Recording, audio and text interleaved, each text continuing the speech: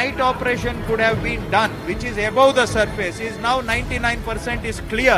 2 ദിവസം mobile ring ചെയ്യായിരുന്നു. ഒരിക്കലും ഒരു റിവറിലേക്ക് പോയിരുന്നെങ്കിൽ ആ മൊബൈൽ ഒരിക്കലും അത് വർക്ക് ചെയ്യത്തില്ല. കാരണം ഈ റിവറിൽ NDRFന്റെ വാട്ടർ യൂണിറ്റും ഈ നേവിയുടെ ഡീപ്പ് ഡൈവേഴ്സും എല്ലാം ഹൈ എഫിഷ്യൻ്റുള്ള സെർച്ചിങ് നടക്കുന്നത്.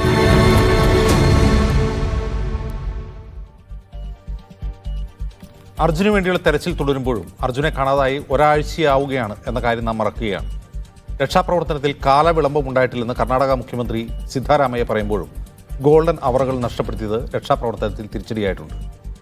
2 സംസ്ഥാനങ്ങൾ നിസ്സഹായരായി പോകുന്ന ഈ രക്ഷാദൗത്യത്തെക്കുറിച്ച് ഇന്ന് സംസാരിക്കാം. സ്വാഗതം സ്പെഷ്യലിസ്റ്റിലേക്ക്. നമ്മളൊപ്പം അതിഥികളായി CPM വക്താവ് V വസീഫ്, IRWന്റെ പ്രതിനിധി ബഷീർ ഷർക്കി, കോൺഗ്രസ് നേതാവ് നിജേഷ് അരവിന്ദ് എന്നിവർ. ആദ്യം ബഷീർ ഷർക്കിലേക്ക്. ശ്രീ ബഷീർ ഷർക്കി, ഇത്തരമൊരു രക്ഷാദൗത്യത്തിൽ ഏറ്റവും വെല്ലുവിളിയാവുന്നത് എന്താണ്?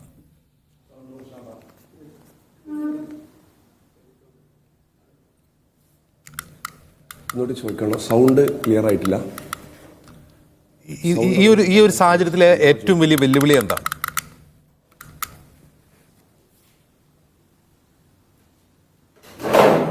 ഇവിടെ സംഭവിച്ച സംഗതികൾ എന്താണെന്ന് വിലയിരുത്തി നോക്കുമ്പോൾ ഏറ്റവും ദുഃഖകരമെന്ന ഒരു സംഗതിയോടുകൂടെ ഞാൻ തുടക്കം കുറിക്കുന്നത്, ഈ വിവരം അറിഞ്ഞ ഉടനെ കാസർഗോഡുള്ള എൻ്റെ IRW പ്രവർത്തകരും ബാംഗ്ലൂരിൽ നിന്നുള്ള എൻ്റെ IRW പ്രവർത്തകരും സ്ഥലത്തേക്ക് പുറപ്പെട്ടെങ്കിലും അവർക്ക് സൈറ്റിലെത്താൻ കഴിഞ്ഞില്ല എന്നതാണ് ദുഃഖകരമായി ആദ്യം എനിക്ക് പങ്കുവെക്കാനുള്ളത്. അവർക്ക് തിരിച്ചു പോരേണ്ടി വന്നു. അതാണ് ഏറ്റവും ദുഃഖകരമായ സംഗതി. അതുകൊണ്ട് ചേർത്ത് എനിക്ക് സൂചിപ്പിക്കാനുള്ള സംഗതി എന്താണ് എന്ന് വെച്ചാൽ, ഇത്തരം ദുരന്തങ്ങൾ സംഭവിക്കുമ്പോൾ NGOകളെ കൂടി സൈറ്റിലേക്ക് എത്തിക്കുകയാണെങ്കിൽ മാത്രമാണ് ഇത്തരം ദൗത്യ നിർവഹണത്തിൽ വളരെ ദ്രുതഗതിയിൽ നമുക്ക് ദൗത്യം നിർവഹിക്കാൻ കഴിയുക. ഇവിടെ മുഴുവൻ ആളുകളെയും അവർ തടഞ്ഞു വെച്ചു. നാട്ടുകാര് പ്രവേശിക്കാൻ കഴിഞ്ഞിട്ടില്ല, അതുപോലെ തന്നെ NGO പ്രവേശിക്കാൻ കഴിഞ്ഞിട്ടില്ല. ഇത്തരമുള്ള ഒരു സംവിധാനത്തെയും അവിടേക്ക് പ്രവേശിപ്പിക്കാതെ ഉള്ള ഒരു സംഗതി അവിടെ ഉണ്ടായത് കൊണ്ടാണ് ഈ ദൗത്യത്തിൽ വൻ പരാജയം സംഭവിച്ചു പോയത് എന്നാണ് വിലയിരുത്തുമ്പോൾ എനിക്ക് മനസ്സിലാക്കാൻ കഴിയുന്നത്. അതുകൊണ്ട് ഇത്തരം ദുരന്തങ്ങൾ ഉണ്ടാകുന്ന സന്ദർഭങ്ങളിൽ പ്രദേശവാസികൾക്ക് മുൻഗണന കൊടുക്കണം. എല്ലാ പ്രദേശവാസികളെയും സ്ഥലത്തേക്ക് എത്തിക്കണം എന്നല്ല ഞാൻ സൂചിപ്പിക്കുന്നത്.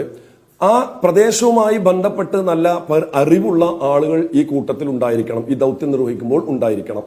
അതുപോലെ തന്നെ NGOകൾ ഇത്തരം ദുരന്തമുഖത്ത് പരിചയമുള്ള റെസ്ക്യൂ വർക്ക് ചെയ്ത് പരിചയമുള്ള NGO അംഗങ്ങളെ കൂടി അങ്ങോട്ട് പങ്കെടുപ്പിക്കുമ്പോൾ മാത്രമാണ് ഈ ദൗത്യം പെട്ടെന്ന് പൂർത്തീകരിക്കാൻ കഴിയുക. പോലീസിന്റെ കൂടെ, അതുപോലെ തന്നെ ഫയർ ആൻഡ് റെസ്ക്യൂവിന്റെ കൂടെ, NDRFന്റെ കൂടെ ഈ സന്നദ്ധ പ്രവർത്തനങ്ങൾ ചെയ്യുന്ന സംഘങ്ങൾക്ക് കൂടി പ്രവേശനം കൊടുക്കുമ്പോൾ മാത്രമാണ് ഇത്തരം റെസ്ക്യൂ വർക്കുകൾക്ക് സ്പീഡും ദ്രുതഗതിയും ഉണ്ടായിത്തീരുക എന്ന് ഈ സന്ദർഭത്തിൽ ഉണർത്താൻ ആഗ്രഹിക്കുകയാണ്. ശ്രീ ബഷീർ ഷർക്കി, ഇവിടെ നോക്കൂ, ഈ NDRFും നേവി ടീമും എല്ലാം ആ പുഴയിൽ തെരച്ചിൽ നടത്തുകയാണ്. അപ്പോഴും കരസേന ഉൾപ്പെടെയുള്ള മറ്റ് സംവിധാനങ്ങൾ മുഴുവൻ ഈ ബന്ധുക്കളുടെയും, അതുപോലെ താങ്കളിപ്പോൾ സൂചിപ്പിച്ച NGO, ഇപ്പോൾ ഈ രഞ്ജിത്ത് ഇസ്രായേൽ എന്നൊക്കെ പറയുന്നൊരു രക്ഷാപ്രവർത്തകരുണ്ട്, അദ്ദേഹത്തിൻ്റെയൊക്കെ അഭിപ്രായ പ്രകാരം ആ മണ്ണിൽ തന്നെ തെരച്ചിൽ നടത്തുകയും 90% മണ്ണും അവിടെ നീക്കുകയും ചെയ്തിട്ടും ലോറി കണ്ടെത്താനായിട്ടില്ല. അപ്പോൾ ജനകീയമായ പങ്കാളിത്തം ഓക്കെ, പക്ഷെ കുറെ കൂടി പ്രൊഫഷണലായ ടീം അത് ചെയ്യല്ലേ നല്ലത്? അതെ, തീർച്ചയായിട്ടും. ഇവിടെ കർണാടക സർക്കാരിനെ സംബന്ധിച്ച് പഠിച്ചു നോക്കുമ്പോൾ നമുക്ക് മനസ്സിലാക്കാൻ കഴിഞ്ഞ ഒരു സംഗതി, അവിടെ കുറച്ച് അവധാനത സംഭവിച്ചിട്ടുണ്ട് എന്ന് തോന്നുന്നുണ്ട്. ഇപ്പൊ ഈ ഡിസാസ്റ്റർ മാനേജ്മെന്റിന്റെ സംവിധാനങ്ങളൊക്കെ ഒരു 10 വർഷത്തിനുള്ളിലാണ് നമ്മുടെ ഇന്ത്യയിൽ തന്നെ അത് സ്പീഡോടുകൂടി വന്നിട്ടുള്ളത്. കർണാടകയെ സംബന്ധിച്ചിടത്തോളം ഇത്തരം വലിയ ഒരു ദുരന്തം ഒരു 10 വർഷത്തിനുള്ളിൽ അവിടെ ദുരന്തം സംഭവിച്ചിട്ടില്ല. അതുകൊണ്ട് തന്നെ പോലീസിനും അവിടെയുള്ള ഫയർ ആൻഡ് റെസ്ക്യൂ ടീമിനും ഒക്കെ എന്ത് ചെയ്യണമെന്നറിയാത്ത ഒരു സംഭവം ഉണ്ടായിട്ടുണ്ടോ എന്ന് ആശങ്കിച്ചു പോവുകയാണ്.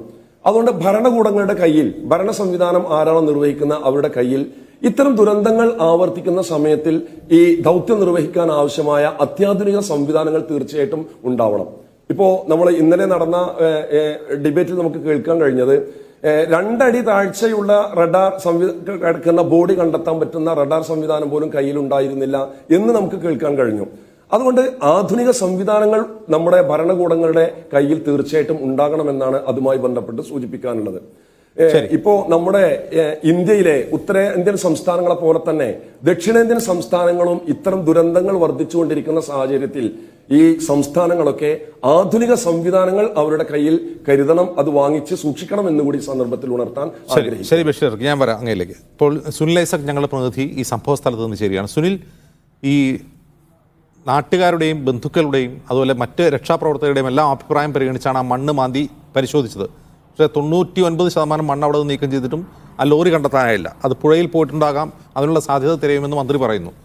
പക്ഷേ അപ്പോഴും രക്ഷാപ്രവർത്തകർ അവിടെ തന്നെ മാന്തണമെന്ന് പറയുകയാണ്. ഇവിടെ യഥാർത്ഥത്തിൽ ഈ തെരച്ചിലുള്ള ഇപ്പോഴത്തെ പ്രതിസന്ധി എന്താണ്?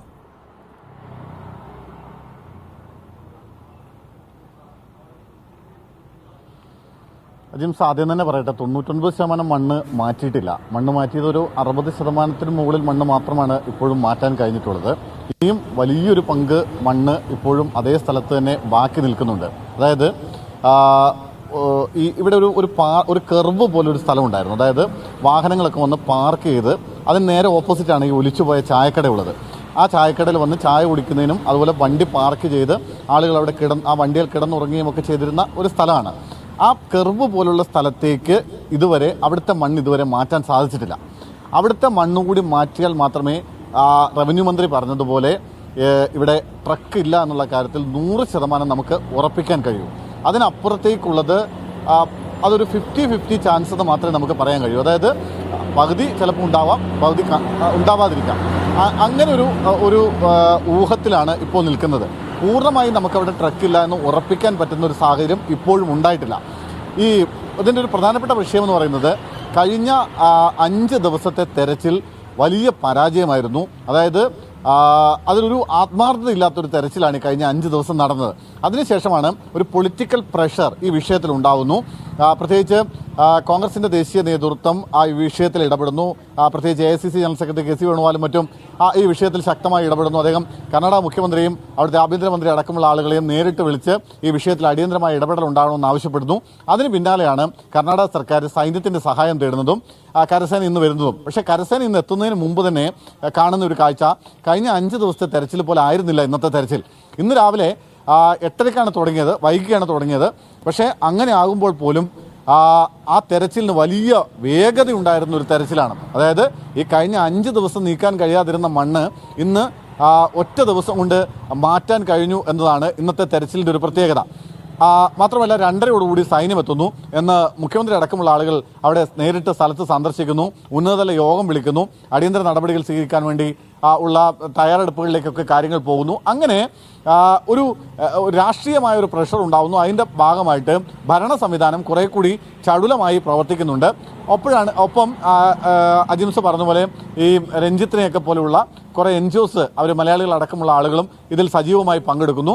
അവരും ഈ പറഞ്ഞ പോലെ ഈ മിലിറ്ററി സംവിധാനത്തിനൊപ്പം തന്നെ നിന്ന് തെരച്ചിൽ ആരംഭിക്കുകയും ചെയ്യുന്നുണ്ട്. അപ്പോൾ 2 സാധ്യതകളാണ് ഇനി നമ്മുടെ മുന്നിലുള്ളത്. ഒന്ന്, ഈ പറഞ്ഞ ഭാഗത്തെ മണ്ണുകൂടി മാറ്റി അവിടെ പരിശോധന ഒന്ന് നടത്തുക. അതായത് അതാണ് നാളെ ഇപ്പോൾ ചെയ്യാൻ പോകുന്നത്. നാളെ ബാംഗ്ലൂരിൽ നിന്ന് ഒരു റഡാർ സംവിധാനം, അതായത് 5 മീറ്റർ വരെ ആഴത്തിലുള്ള മെറ്റൽ കണ്ടെത്താൻ കഴിയുന്ന റഡാർ സംവിധാനം നാളെ ഇവിടേക്ക് കൊണ്ടുവരുന്നുണ്ട്. അങ്ങനെ കൊണ്ടുവന്ന് പരിശോധന നടത്താമെന്നാണ് പറയുന്നത്. അങ്ങനെ പറയുമ്പോഴും ഇതിനകത്തൊരു പാളിച്ചയുള്ളത്, ഈ റഡാറിനുണ്ടാകുന്ന ഒരു വിഷയം, അത് ഈ മെറ്റൽ കണ്ടന്റ് എവിടെ കണ്ടാലും ഈ റഡാർ സിഗ്നൽ കൊടുക്കും. അതായത് അത് ലോറി ആവണമെന്നൊന്നുമില്ല, ആ ഭാഗത്ത് ഇഷ്ടംപോലെ മെറ്റൽ കണ്ടന്റ് വേറെയുണ്ട്. സ്വാഭാവികമായും അത്തരത്തിൽ ഏത് കണ്ടന്റ് കണ്ടാലും ആ റഡാർ സിഗ്നൽ നൽകും. ആ സിഗ്നലിനെ പൂർണ്ണമായി വിശ്വസിക്കാനും കഴിയില്ല. അപ്പോൾ പിന്നെയുള്ളത്, ഈ പുഴയിൽ റഡാർ സംവിധാനം പ്രവർത്തിപ്പിക്കാൻ കഴിയില്ല. കാരണം ഈ ഒഴുകുന്ന വെള്ളത്തിൽ റഡാർ സംവിധാനം പ്രായോഗികമല്ല എന്നാണ് ഇന്ന് നമ്മൾ അവിടെ വിദഗ്ധരുമായി സംസാരിക്കുമ്പോൾ പറയുന്നത്.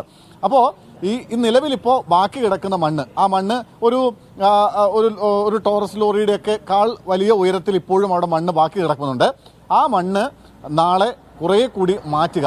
അതായത് ഈ GPRSന്റെ സിഗ്നൽ ലഭിച്ച, റഡാർ സിഗ്നൽ ലഭിച്ച ആ സ്ഥലം കേന്ദ്രീകരിച്ചുകൊണ്ട് നാളെ പുതിയ റഡാർ സംവിധാനം കൊണ്ടുവന്നുകൊണ്ട് അതിന് ആനുപാതികമായിട്ട് അല്ലെങ്കിൽ അവിടെ അത്തരത്തിലൊരു പരിശോധന നടത്തുക എന്നതാണ് നാളെ ഇപ്പോൾ ചെയ്യാൻ ഉദ്ദേശിക്കുന്ന ഒരു കാര്യം. അപ്പോൾ അവിടെ ഇന്ന് രാവിലെ AK അഷ്റഫ്, അതായത് മഞ്ചേശ്വരം MLA ആണ് ആദ്യമായിട്ട് മീഡിയ വണ്ണുമായിട്ട് സംസാരിക്കുമ്പോഴാണ് അദ്ദേഹം പറയുന്നത് ഇവിടെ ഈ ലോറി ഉണ്ടാവാനുള്ള സാധ്യതയില്ല. ആ ലോറി ഒരുപക്ഷെ പുഴയിലാവാനാണ് സാധ്യത എന്ന ആദ്യം ഒരു അഭിപ്രായം പറയുന്നത് അദ്ദേഹമാണ്. അദ്ദേഹത്തോട് അവിടുത്തെ ചില ആളുകൾ, ആ പരിസരവാസികളായ ചില ആളുകളുമായി സംസാരിച്ചതിന് ശേഷമാണ് അദ്ദേഹം അങ്ങനെ ഒരു അഭിപ്രായം മീഡിയ വണ്ണിന് നൽകിയ ഒരു ഇൻ്റർവ്യൂവിൽ അദ്ദേഹം പറയുന്നത്.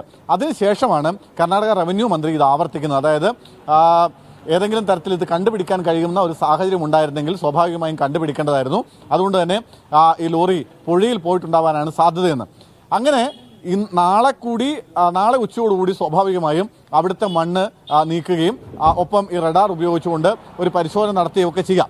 മാത്രമല്ല ഇന്ന് അവർ ചെയ്ത മറ്റൊരു കാര്യമുണ്ട്. അതായത് ഈ വലിയ JCBയുടെ കൈകൾ ഉപയോഗിച്ചുകൊണ്ട് ഈ സംശയമുള്ള സ്ഥലങ്ങളിലൊക്കെ ഇവർ ചെറിയ കുഴി എടുത്ത് കുഴി എടുത്ത് നോക്കിയിരുന്നു ഏതെങ്കിലും തരത്തിൽ ഈ ലോറിയുടെ അവശിഷ്ടങ്ങളോ അല്ലെങ്കിൽ തടിയുടെ അവശിഷ്ടങ്ങളോ എന്തെങ്കിലും കിട്ടുന്നുണ്ടോ എന്ന്.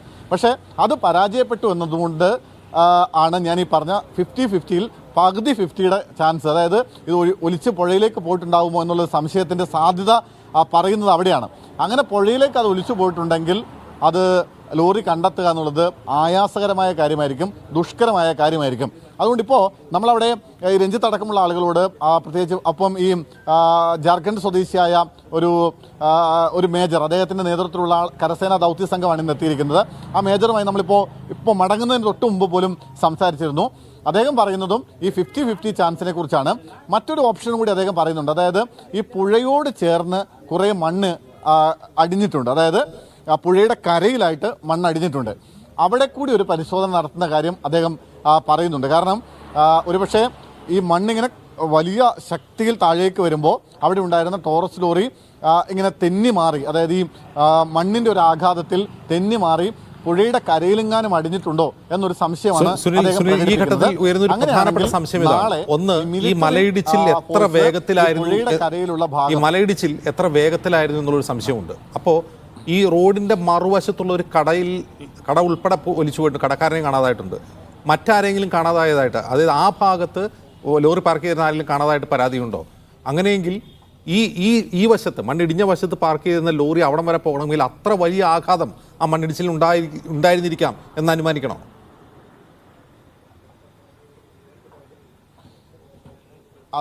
അത് സ്വാഭാവികമായി ഉണ്ട്. അത്ര വലിയ മണ്ണിടിച്ചിൽ തന്നെയാണ് ഉണ്ടായത്, വലിയ ആഘാതം ഉണ്ടാക്കുന്ന മണ്ണിടിച്ചിൽ തന്നെയാണ് വന്നത്. കാരണം നമ്മൾ ആലോചിക്കണം, അതായത് അത്രമേൽ ഉയരത്തിലുള്ള ഒരു മലയാണ് അമ്പാടെ ഇടിഞ്ഞ് താഴേക്ക് വരുന്നത്. അതിൽ വലിയ കൂറ്റൻ പാറയുണ്ട്, ഒരു ഫോറസ്റ്റ് ഏരിയയാണ്, വലിയ മരങ്ങളുണ്ട്, അതൊക്കെ അടക്കമാണ് വരുന്നത്. മാത്രമല്ല ഈ മുമ്പിലുള്ള ഗംഗാവലി എന്ന് പറയുന്ന നദിയിലേക്ക് നോക്കിയാൽ നമുക്കതിൻ്റെ ഒരു ആഴം മനസ്സിലാവും. കാരണം ഏതാണ്ട് 20 അടി ആഴത്തിൽ ഒഴുകുന്ന നദിയാണ് ഈ ഗംഗാവലി എന്നാണ് അവിടുത്തെ നാട്ടുകാർ പറയുന്നത്. അതിന് മുകളിലേക്ക് മൺകൂന ഉയർന്നു നിൽക്കുന്ന തരത്തിൽ മണ്ണിപ്പോൾ ഈ നദിയിലുണ്ട്. അതായത് 20 അടി ആഴത്തിനും മുകളിലേക്ക് ഉയർന്നു നിൽക്കുന്ന മൺകൂനകൾ നമുക്കിപ്പോൾ കാണാം. ആ മൺകൂനകൾ ഇവിടെ നിന്ന് മുകളിൽ നിന്ന് ഒലിച്ചിറങ്ങി വന്ന മണ്ണാണ്. അപ്പോൾ സ്വാഭാവികമായും അത്ര വലിയ ആഘാതമുണ്ടായി. മാത്രമല്ല ഈ കട നടത്തിയിരുന്ന ആളടക്കമുള്ള ആൾക്കാരെ കാണാതെ പോയി. മാത്രമല്ല അർജുന് വേണ്ടി മാത്രമല്ല ഇപ്പോൾ തെരച്ചിൽ നടത്തുന്നത്, 3 പേരെ കാണാതായിട്ടുണ്ട്. ഒരു ചിന്നൻ എന്ന് പറയുന്ന തമിഴ്നാട് സ്വദേശി, മറ്റൊരാൾ അയാൾ കർണാടക സ്വദേശിയാണ്, അയാളുടെ പേര് ഞാനിപ്പോൾ കൃത്യമായി ഓർമ്മിക്കുന്നില്ല. അത് ഒരു മുൻ മന്ത്രി ആ പേരുകൾ നമ്മളോട് വിശദീകരിച്ചിരുന്നു. അങ്ങനെ 3 പേർക്ക് വേണ്ടിയിട്ടുള്ള തെരച്ചിലാണ് ഇപ്പോൾ നടക്കുന്നത്. അർജുനടക്കം 3 പേരെ കാണാതായിട്ടുണ്ട്. മാത്രമല്ല നമ്മൾ ഇന്ന് അവിടെ കണ്ട ഒരു കാഴ്ചയുണ്ട്. അതായത് ഈ ചായക്കട നടത്തിക്കൊണ്ടിരുന്ന ഒരു മനുഷ്യൻ, അയാളുടെ 3 ചെറിയ പെൺമക്കൾ ഇന്ന് വന്ന് മുഖ്യമന്ത്രിയെ കാണാൻ ശ്രമിച്ചിരുന്നു. അതായത് അവരുടെ പിതാവിനെ ഇതുവരെ കണ്ടെത്തിയിട്ടില്ല, അവരുടെ പിതാവിന് എന്ത് സംഭവിച്ചു എന്ന് അവർക്കറിയില്ല. അദ്ദേഹത്തെയും അദ്ദേഹം അടക്കമുള്ള ആളുകളെയും കാണാതെ പോയിട്ടുണ്ട്. മാത്രമല്ല ഈ കടയിൽ ഉണ്ടായിരുന്നു എന്ന് പറയുന്ന ഒരു ജീവനക്കാരൻ, ആ ജീവനക്കാരൻ്റെ ബോഡിയും കണ്ടെത്തിയിട്ടില്ല. അങ്ങനെ പല ആളുകളുടെ ബോഡിയും ഇപ്പോഴും കണ്ടിട്ടില്ല. അത് ആരൊക്കെയാണ് എന്തൊക്കെയാണെന്ന് പോലുമുള്ള കൃത്യമായൊരു കണക്കോ വിവരങ്ങളോ പോലും കർണാടക സർക്കാരിൻ്റെ കയ്യിൽ കൃത്യമായി ഇല്ല എന്നതാണ് യാഥാർത്ഥ്യം. അപ്പോൾ ഈ മണ്ണിടിച്ചിലിനെ അത്ര സാരമല്ലാത്തതായി പരിഗണിക്കേണ്ടതില്ല. കാരണം ഈ ചായക്കട നിന്ന പ്രദേശത്തെയും ചായക്കടയ്ക്ക് സമീപം പാർക്ക് ചെയ്ത വാഹനങ്ങൾ പോലും ഒലിച്ചു പോകുന്ന രീതിയിൽ അത്ര ശക്തമായ മണ്ണിടിച്ചിലായിരിക്കെ ഇപ്പുറവശത്തുണ്ടായിരുന്ന ഒരു വണ്ടി അവിടെ തന്നെ കാണുമെന്ന് അനുമാനിക്കുന്നതിലൊരു പ്രശ്നമില്ല. കാരണം നോക്കൂ, ഇപ്പോൾ NDRF-ഉം നേവിയും പുഴയിലാണ് തുടക്കം മുതൽ തെരച്ചിൽ നടത്തുന്നത്. അവർ ഇത് തരയാൻ പോകുന്നേയില്ല, അവരിപ്പോഴും തെരച്ചിൽ നടത്തുന്നത് പുഴയിൽ തന്നെയാണ്. അതേസമയം ബന്ധുക്കളും നാട്ടുകാരും അതുപോലെ ഈ NGOസും പറയുന്നു അത് മണ്ണടിയിൽ തന്നെ ഉണ്ടെന്ന് വാദിക്കുകയും ചെയ്യുന്നു. യഥാർത്ഥത്തിൽ ഈ രക്ഷാപ്രവർത്തനത്തിന് ദിശ തെറ്റിയോ?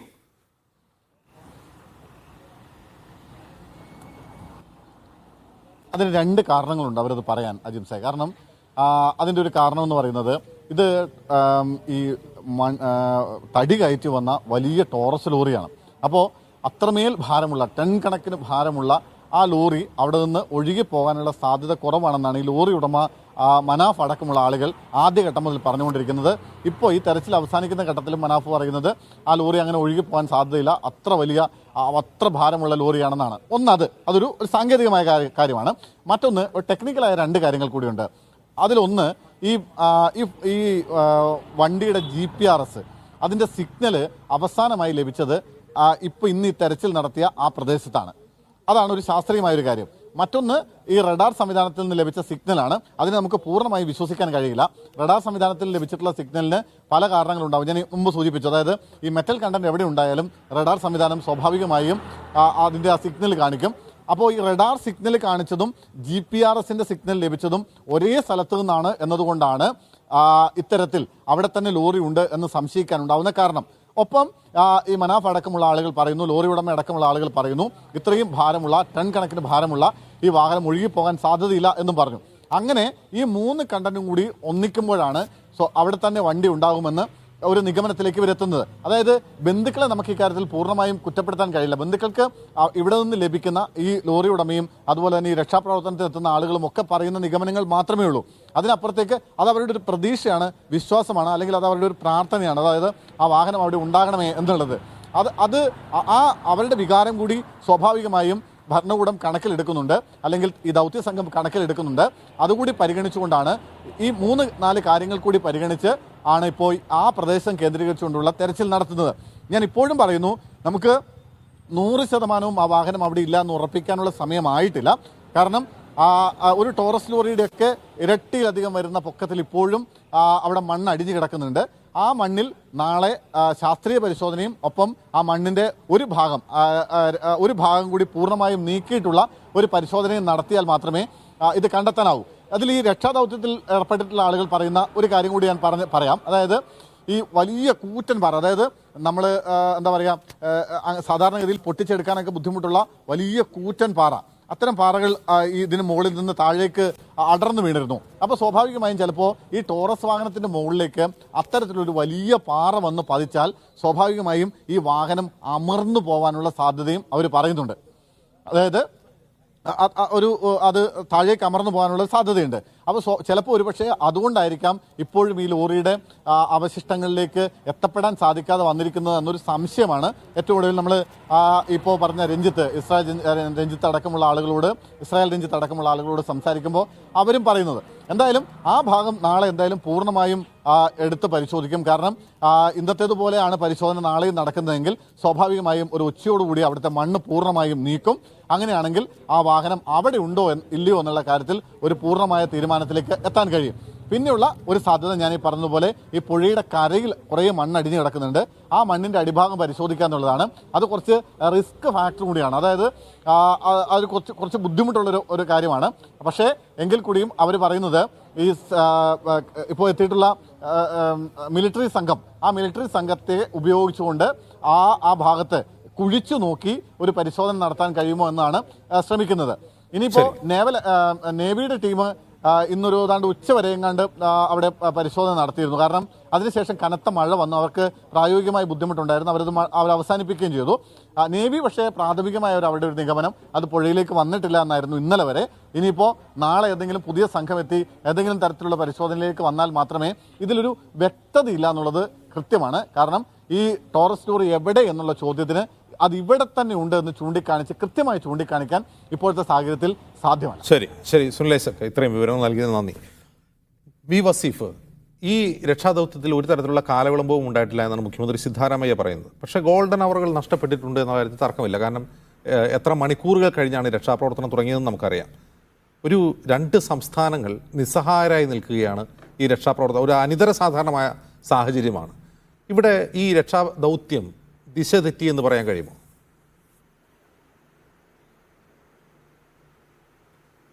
അജിംസെ, ഞാനിതിൽ ഒരു രാഷ്ട്രീയ ആരോപണത്തിന് അല്ലെങ്കിൽ സാധാരണ നമ്മൾ നടത്തുന്ന ഒരു രാഷ്ട്രീയ വാദമുഖങ്ങൾ ഉയർത്താനൊന്നും നിൽക്കുന്നില്ല. അതൊരു ശരിയുമല്ല ഈ സമയത്ത്. പക്ഷെ കുറേ കാര്യങ്ങൾ നമുക്ക് പറയാതിരിക്കാൻ വയ്യ. കാരണം ഈ സംഭവം ഉണ്ടായിട്ട് ഇന്നേക്ക് 6 ദിവസം പൂർത്തിയായ ജിംസ്. അതിൻ്റെ ഈ നമ്മളൊക്കെ പറയുന്ന ഈ golden hours, golden time, golden opportunity എന്നൊക്കെ പറയുന്ന വാക്കുകളുണ്ട്. അതൊക്കെ ഈ രംഗത്ത് ഇടപെടുന്നവരൊക്കെ ഇതുമായി ബന്ധപ്പെട്ട് സംസാരിക്കുന്നവരാണ്. ഇപ്പോൾ ഈ വിഷയവുമായി ബന്ധപ്പെട്ട് തന്നെ എത്ര പ്രഗത്ഭർ, ഇതുമായി ബന്ധപ്പെട്ട വിദഗ്ധർ ഈ മാധ്യമങ്ങളോട് പ്രതികരിച്ചു. അവരെല്ലാം പറയുന്നത് ഒരേ സ്വരത്തിലാണ്. ഇപ്പോൾ ഇനിയും നമുക്ക് പ്രതീക്ഷയുണ്ട്, നമുക്ക് കാത്തിരിക്കാം, കാരണം അങ്ങനെയല്ലേ നമുക്ക് പറ്റൂ. പക്ഷേ ഇതിൻ്റെ തുടക്കത്തിൽ ഈ മനുഷ്യരാകെ ഈ മണ്ണിനടിയിൽ പെട്ടുപോയിട്ട് അതിൻ്റെ ഒരു ഗൗരവം ആ ഗവൺമെൻറ്, അതിൻ്റെ ഉത്തരവാദിത്തപ്പെട്ടവർ കാണിച്ചോ എന്ന് ചോദിച്ചാൽ ഒറ്റ സ്വരത്തിൽ അത്യാവശ്യം വകതിരിവുള്ള സകല മനുഷ്യരും പറയും ഇല്ല എന്ന്. ഗൗരവം ഉണ്ടായിരുന്നില്ല. ഇവിടെ നിന്ന് നമ്മളൊക്കെ അറിഞ്ഞ് ഗവൺമെൻറ്, കേരള ഗവൺമെൻറ്, മുഖ്യമന്ത്രിയും മന്ത്രിമാരും ഒക്കെ ബന്ധപ്പെട്ട് ഇവിടുത്തെ പ്രതിപക്ഷ നേതാവ് ഉൾപ്പെടെ ബന്ധപ്പെട്ടു എന്നാണ് പറയുന്നത്. ഓക്കെ, അങ്ങനെ ഒരു ബന്ധപ്പെടലും അങ്ങനെ ഒരു വലിയ ഇടപെടലും വന്നതിൻ്റെ ശേഷമാണ് അല്പമെങ്കിലും കർണാടക ഗവൺമെൻറ് ഇളകിയത്, ഈ പ്രവർത്തനത്തിന് നേതൃത്വം കൊടുത്തത്. ഇന്നും അവിടെ നിന്ന് വരുന്ന വാർത്തകൾ അവർക്ക് പലർക്കും, ഈ രക്ഷാദൗത്യത്തിൽ ഏർപ്പെടുന്ന പല ഉദ്യോഗസ്ഥർക്കും, മലയാളികളായിട്ടുള്ള ഉദ്യോഗസ്ഥർക്കും ഒക്കെ കുറേയൊക്കെ പറയാനുണ്ട്. പക്ഷെ അവർ പറയാതിരിക്കുകയാണ്. പല ചാനലിലും ഞാനത് കേട്ടു. അവർ പറയുന്നത് എന്താണെന്ന് വെച്ചാൽ, ഇനിയിപ്പോൾ നമ്മളത് പറഞ്ഞിട്ട്, അല്ലെങ്കിലേ ഇവിടെ NDRFൻ്റെ ഒക്കെ സംഘത്തിൽപ്പെട്ടവർ പറയുന്നു, നമ്മളത് പറഞ്ഞ് ഇനിയിപ്പോൾ വെറുതെ ഒരു പ്രശ്നത്തിലേക്ക് പോകേണ്ടതില്ലല്ലോ, അങ്ങനെ ഒരു ടോണിലേക്കാണ് സംസാരിക്കുന്നത്. എന്താ അങ്ങനെയൊക്കെ സംഭവിക്കുന്നത്? ഇങ്ങനെ ഒരു അപകടം ഇവരൊക്കെ പറയുന്നത് പോലെ ഇത്ര വലിയ അപകടമാണെങ്കിൽ എന്തുകൊണ്ട് ഈ നാഷണൽ ഹൈവേയുടെ വശത്തുള്ള ഈ മണ്ണിടിഞ്ഞിട്ട് എന്തേ ഈ 1-2 JCB വെച്ച് 1-2 ടിപ്പർ വെച്ച് ഇവർ 3-4 ദിവസം പോയി ഈ തെരച്ചിൽ? അങ്ങനെ ആയിരുന്നോ വേണ്ടിയിരുന്നത്? അങ്ങനെ അല്ലല്ലോ വേണ്ടത്. ഈ സമയത്ത് നമ്മൾ ഈ ആക്ഷേപമൊക്കെ ഉന്നയിക്കുന്നത് ശരിയല്ല എന്നൊക്കെ ഒരു പക്ഷെ നമുക്ക് പറയാൻ പറ്റും. പക്ഷേ നാളെ ജനം നമ്മളോട് ചോദിക്കും, എന്തേ നിങ്ങൾ അന്ന് പറഞ്ഞില്ല എന്നുള്ളത്. ഓരോ പാളിച്ചകളും നമുക്ക് ഭാവിയിൽ തിരുത്താനുള്ള ഒരു ചൂണ്ടുപലകയായി മാറണമല്ലോ. അതുകൊണ്ട് തന്നെയാണ് ഞങ്ങൾ ഇതിനെ കാണുന്നത്. ഞങ്ങളാണ് നേരത്തെ തന്നെ ഞങ്ങളിത് ഈ വിഷയത്തിൽ ഉന്നയിച്ചു, സൈന്യം വരണം, സൈന്യത്തെ ഇറക്കണം ഈ മേഖലയിൽ എന്ന് നമ്മൾ നേരത്തെ തന്നെ പറഞ്ഞു. ഏറെ വൈകിയല്ലേ സൈന്യം വന്നത്? എല്ലാ മാധ്യമങ്ങളും റിപ്പോർട്ട് ചെയ്തില്ലേ, വൈകിയാണെങ്കിലും സൈന്യം എത്തി എന്നാ പറഞ്ഞത്. എന്തേ ഇങ്ങനെ ഒരു വൈകലുണ്ടായി? നമുക്ക് കേരളത്തിലുള്ള ജനങ്ങൾക്ക് അറിയാമല്ലോ, കേരളത്തിൽ ഇങ്ങനെയൊക്കെ ഒരു അപകടം ഉണ്ടായാൽ അതിൽ കാണിക്കുന്ന ഒരു ജാഗ്രതയും അതിൽ കാണിക്കുന്ന ഒരു ഇടപെടലിൻ്റെ ഒരു പ്രത്യേക സ്വഭാവവും അതിൻ്റെ ഒരു കോർഡിനേഷനും ഒക്കെ നമുക്കൊക്കെ അറിയാമല്ലോ. നമ്മളൊക്കെ ഈ നാട്ടിൽ ജീവിക്കുന്നവരല്ലേ, ഇതുമായൊക്കെ ബന്ധപ്പെട്ടൊക്കെ നിൽക്കുകയും ഇതൊക്കെ മനസ്സിലാക്കുകയും ഒക്കെ ചെയ്യുന്നവരല്ലേ നമ്മൾ. കവളപ്പാറയുടെ അനുഭവം നമുക്കില്ലേ? ആ പാറമടയിൽ കുടുങ്ങിയ ബാബുവിനെ രക്ഷിച്ചതിൻ്റെ ഒരു ജാഗ്രതയും ഇടപെടലും ഒക്കെ നമ്മുടെ മുമ്പിലില്ലേ? എത്രത്തോളം ചെയ്യാൻ പറ്റുമോ അത്രത്തോളം ഒരു ജീവൻ രക്ഷിക്കാൻ വേണ്ടി ശ്രമിക്കുന്ന ഒരു ഗവൺമെൻറ്റും സംവിധാനവും ഒക്കെ ഉള്ളൊരു നാടാണ് നമ്മുടെ നാട് കേരളം. ആ കേരളത്തിലെ ഒരു പ്രിയപ്പെട്ടവനെയാണ് ഈ കർണാടകയിൽ നമുക്ക് നഷ്ടപ്പെട്ടത്. ഈ മണ്ണിനടിയിൽ ഉണ്ട്, ഇപ്പോഴും ജീവനോടെ ഉണ്ട് എന്ന് വിശ്വസിക്കാൻ നമ്മളൊക്കെ ഇഷ്ടപ്പെടുന്ന നമ്മുടെ പ്രിയപ്പെട്ട ആ അർജുനെ വീണ്ടെടുക്കാൻ ഈ കാണിക്കുന്ന ഒരു ജാഗ്രത, ആ ജാഗ്രത നമ്മൾ പ്രതീക്ഷിച്ചതുപോലെ, കുടുംബം പ്രതീക്ഷിച്ചതുപോലെ, വിദഗ്ധർ പ്രതീക്ഷിച്ചതുപോലെ ഉണ്ടായില്ല എന്നുള്ളത് യാഥാർത്ഥ്യമാണ്. അതിൽ ഒരു തർക്കവുമില്ല. ഇപ്പോഴും നമ്മൾ ആഗ്രഹിക്കുന്നത് പോലെയുള്ള എല്ലാ ടെക്നോളജിയും, ഇന്നിപ്പോൾ പറയുന്നത് പാറ പൊട്ടിക്കാനുള്ള മെഷീനറികൾ വരണം എന്നുള്ളതാണ്. സാധാരണ ഇങ്ങനെയൊക്കെ ഒരു അപകടം ഉണ്ടാകുമ്പോൾ നമ്മളൊക്കെ ഏതൊരു അപകടം ഉണ്ടായാലും നമ്മൾ ആദ്യം അതിൻ്റെ രക്ഷാപ്രവർത്തനത്തിന് ഇറങ്ങുമ്പോൾ ആദ്യം തന്നെ റിസോഴ്സ് മൊബിലൈസേഷൻ എന്ന് പറയുന്ന ഒരു ഭാഗമുണ്ട്. അതിലേക്കല്ലേ നമ്മളൊക്കെ പോവുക. എന്തൊക്കെ വേണ്ടി വരും നമുക്ക്, അഥവാ ഈ അർജുനെ കിട്ടിയാലുള്ള സംവിധാനം വരെ നമ്മൾ ഒരുക്കി വെക്കും. അർജുനെ പെട്ടെന്ന് കിട്ടിയാൽ എന്ത് ചെയ്യേണ്ടി വരും എന്നുള്ള സൗകര്യങ്ങളൊക്കെ നമ്മൾ നോക്കി. ഇപ്പോൾ പറയുന്നത് പാറ പൊട്ടിക്കാനുള്ള മെഷീൻ പോലും നാളെ വരും എന്ന് പ്രതീക്ഷിക്കുകയാണ്. അങ്ങനെയാണ് ഓരോന്നും ഓരോ ഘട്ടത്തിൽ പ്രതീക്ഷിച്ചുകൊണ്ടിരിക്കുക. ഈ സകല സൗകര്യങ്ങളും എത്തിച്ച് ഒരു ഫുൾ ഫ്ലഡ്ജഡ് ആയിട്ടുള്ള സംവിധാനം ഒരുക്കി തെരച്ചിലിന് പോകേണ്ട സമയമൊക്കെ കഴിഞ്ഞില്ലേ? 6 ദിവസം പൂർത്തിയായി. ഇപ്പോഴും നമുക്ക് ഒരു ഉത്തരം തരാൻ പോലും അവിടുത്തെ ഗവൺമെന്റിനാകുന്നില്ല. ഇന്ന് മുഖ്യമന്ത്രി വന്നു, ശരി തന്നെ, ഇന്ന് ആ കമ്മീഷണറെയും നമ്മൾ കണ്ടല്ലോ. ആ കമ്മീഷണർ കഴിഞ്ഞ ദിവസം ആ ലോറി ഉടമയെ മനാഫിനെ മർദ്ദിച്ച രംഗം നമ്മൾ കണ്ടല്ലേ. മനാഫും ഈ ലോറി ഉടമയും ഇവരുടെ ബന്ധുക്കളും ഇവരുടെ കൂടെ പോയവരും ഒക്കെ പറയുന്നുണ്ട്. ഈ മനാഫിനൊക്കെ ആണെങ്കിൽ ഈ GPRSന്റെ ഒക്കെ സൗകര്യവും അതുപോലെ തന്നെ ഇതിൻ്റെ ഒരു പരിചയവും ആ സ്ഥലത്തെക്കുറിച്ചും ഒക്കെ ഒരു ധാരണയുള്ളവരാ. അവരെ ഒന്ന് കേൾക്കാനോ മനസ്സിലാക്കാനോ പോലും ഇവർ തയ്യാറായിരുന്നില്ല. വലിയ പ്രഷർ ഇവർക്ക് മുകളിൽ വന്നപ്പോൾ അവർ പറഞ്ഞ സ്റ്റേറ്റ്മെന്റ് ഇപ്പം നമ്മൾ കണ്ടില്ലേ, പല ചാനലുകളിലുമൊക്കെ അത് പ്രസിദ്ധീകരിക്കുകയും പല പത്രങ്ങൾ അത് പ്രസിദ്ധീകരിക്കുകയും വാർത്തകൾ വരികയൊക്കെ ചെയ്തു. ആരാണ് ഈ ഡ്രൈവർക്കാണോ ഈ ലോറിയുടെ ഓണർക്കാണോ കേരളത്തിലെ ഈ മന്ത്രിമാരോട് മുഖ്യമന്ത്രിയോടൊക്കെ ഇത്ര സ്വാധീനമുള്ളത്? അവരാണോ? അവർക്ക് എന്താ ഇത്ര സ്വാധീനം എന്നൊക്കെ ചോദിക്കുക. അവർ അത്ഭുതപ്പെടുക. അതായത് അവിടെ മനുഷ്യന്റെ ജീവന്, സാധാരണക്കാരന്റെ ജീവന് ഒരു വിലയുമില്ലേ കർണാടകയിൽ എന്ന് നമ്മളൊക്കെ ധരിച്ചു പോവുക. വലിയ പ്രയാസമാണ്. ആ പ്രയാസമാണ് നമ്മളൊക്കെ രേഖപ്പെടുത്തുന്നത്. തീർച്ചയായിട്ടും വൈകിയാണെങ്കിലും നമ്മൾ പ്രതീക്ഷയോടുകൂടി കാത്തിരിക്കുക തന്നെയാണ്. നിജേഷ് അരവിന്ദ്, കാലവിളംബമൊന്നും ഉണ്ടായിട്ടില്ലെന്ന് മുഖ്യമന്ത്രി സിദ്ധരാമയ്യ പറയുന്നുണ്ട്. പക്ഷേ ഇവിടെ ഇപ്പം നമ്മൾ കാണുന്നത് കാലവിളംബം പോട്ടെ, എവിടെയാണ് ഇത് ഈ ലോറി ഉണ്ടാവുക എന്നുള്ള കാര്യത്തിൽ ഒരു കൃത്യതയില്ല. ആ മണ്ണിനടിയിൽ ഉണ്ടാകാമെന്നുള്ള പ്രതീക്ഷ പലരും പങ്കുവയ്ക്കുമ്പോൾ പോലും പുഴയിൽ നാവികസേനയും അതുപോലെ NDRFും തെരച്ചിൽ നടത്തുകയാണ്. അപ്പോൾ ഇതൊരു ദിശ തെറ്റിയ രക്ഷാപ്രവർത്തനമായി വ്യാഖ്യാനിക്കുന്നത് ശരിയാണോ? ഞാൻ ഈ വസീഫ് പറഞ്ഞ കാര്യങ്ങൾക്കൊന്നും മറുപടി പറയാൻ തൽക്കാലം തയ്യാറല്ല. അതൊക്കെ നാളത്തെ കേരളം ചർച്ച ചെയ്യട്ടെ. വ്യക്തിപരമായിട്ട് എനിക്കറിയാവുന്ന കാര്യങ്ങൾ, 18-ാം തീയതി വൈകുന്നേരം ഏകദേശം 7 മണിക്കാണ് അർജുന്റെ സഹോദരിയും ഭാര്യയും കോഴിക്കോട് MP രാഘവേട്ടന്റെ ഓഫീസിൽ വരുന്നത്.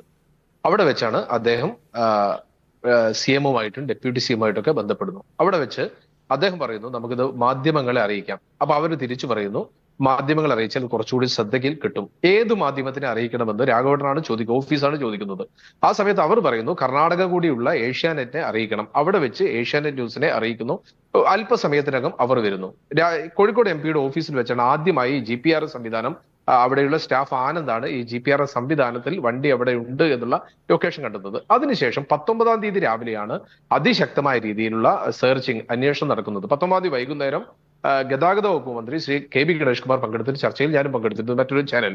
ആ ചർച്ചയിൽ അദ്ദേഹം പറഞ്ഞ കുറെ കാര്യങ്ങൾ, ഒട്ടനവധി കാര്യങ്ങളുണ്ട്. അത് പറഞ്ഞത്, ഒന്ന്, കർണാടക ഗവൺമെന്റ് സാധ്യമായതെല്ലാം ചെയ്യുന്നുണ്ട്. നമ്മൾ പോലും ഇന്ന് രാവിലെയാണ് ഈ വിവരം അറിഞ്ഞത് മുതൽ കേരള ഗവൺമെന്റ് വളരെ കണിശമായിക്കൊണ്ട് കൃത്യമായിക്കൊണ്ടും കർണാടക ഗവൺമെന്റുമായി നിരന്തരമായി ബന്ധപ്പെടുന്നുണ്ട്. അവിടെയുള്ള പ്രത്യേക സാഹചര്യം, ഏകദേശം 1 കിലോമീറ്റർ നീളത്തിൽ മണ്ണിടിഞ്ഞ് ഒരു മല തന്നെ വന്നു നിൽക്കുന്ന ഒരു പ്രത്യേക സാഹചര്യമുണ്ട്. അത് നമുക്ക് പറഞ്ഞാൽ മനസ്സിലാവില്ല. അതിശക്തമായ മഴയാണെന്ന് എന്റെ വാക്കുകളല്ല, ശ്രീ KB ഗണേഷ് കുമാറിന്റെ വാക്കുകളാണ്.